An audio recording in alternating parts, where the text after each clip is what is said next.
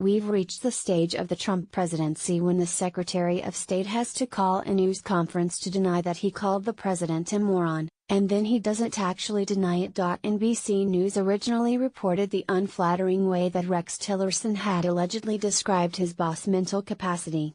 CNN then confirmed it. After Tillerson's news conference, Trump crowed, "The news story has just been totally refuted by Sec. Tillerson and @VP Pence. It is #fake news. They should issue an apology to America." Not quite. Tillerson did deny the report that he had considered resigning this summer, and that Vice President Pence talked him out of it. But when asked whether he had called Trump a moron, all he said was, "I'm not going to deal with petty stuff like that." Translation: he did call him a moron. More, the path to Trump 2020 is paved with Democrats' racist accusations. More, Puerto Rico has big problems, but Trump isn't one of them. Glenn Reynolds. This will only add to speculation about whether Tillerson, after a spectacularly maladroit tenure, is on his way out. But while Tillerson was being impolitic, that doesn't mean he was wrong. This is a classic Washington gaffe, defined by journalist Michael Kinsley, as what happens when a politician tells the truth, some obvious truth he isn't supposed to say. With almost every word he utters and almost every action he takes, Trump raises fresh questions about his mental fitness for office. Just consider his response to Hurricane Maria, which has caused devastating damage to Puerto Rico. The president was oblivious to the size of the catastrophe during the 4 days after Maria made landfall on September 20. He was too busy hanging out at his golf club, and lashing out at NFL players for not standing during the national anthem. Not smart, but perhaps understandable. Everyone makes mistakes. What was inexcusably dumb was his next move. San Juan Mayor Carmen Yulín Cruz was begging anyone who can hear us to save us from dying, and expressing her frustration with the inefficiency and the bureaucracy. Trump does not take kindly to being criticized by anyone, but he appears to have a particularly short fuse for criticisms from women or minorities.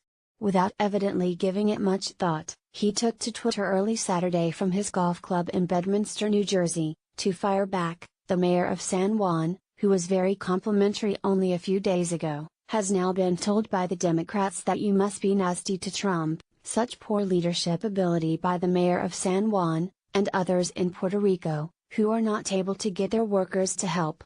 They want everything to be done for them, when it should be a community effort. 10,000 federal workers now on island doing a fantastic job. It's hard to imagine anything more moronic than a president using crude racial stereotypes about supposedly lazy Latinos to criticize hurricane survivors, or picking a needless fight with a mayor after a major disaster. Yet this was the second time this year he has done just that. In June, Trump castigated the mayor of London, a Muslim, by the way, as pathetic after a terrorist attack. Nor did it apparently occur to him to cancel his planned appearance Sunday, while Puerto Ricans were still struggling for survival, at a golf tournament in New Jersey. Dedicating the golf trophy to hurricane victims only emphasized how out of touch he is.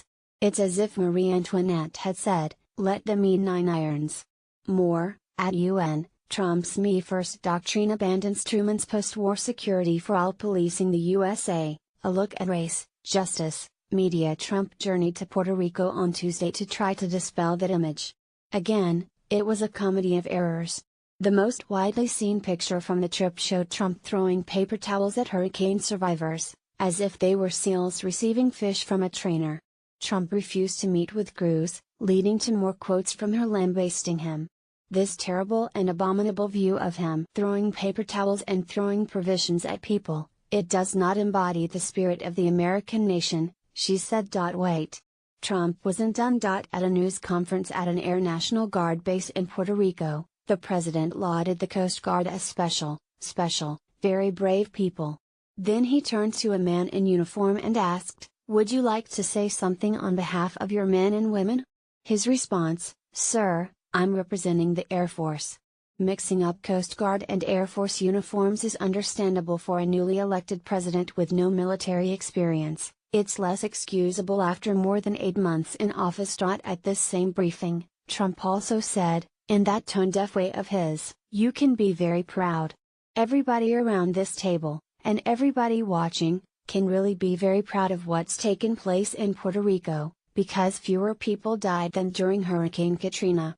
So Puerto Ricans should be proud of the catastrophe engulfing them because